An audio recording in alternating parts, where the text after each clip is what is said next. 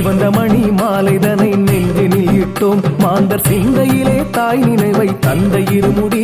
இது சுயம்பு அன்னை அருளிடவே வந்த இருமுடி. பக்தரெல்லாம் ஒன்று கூடி வணங்கிடும் போது துயரம் பஞ்சாக பறக்கும் என சொன்ன இருமுடி. இது பங்காரு பாலகனின் பக்தி இருமுடி. உயிர்கள் எல்லாம் பிரிவை சொல்லி அழுதிடும் போது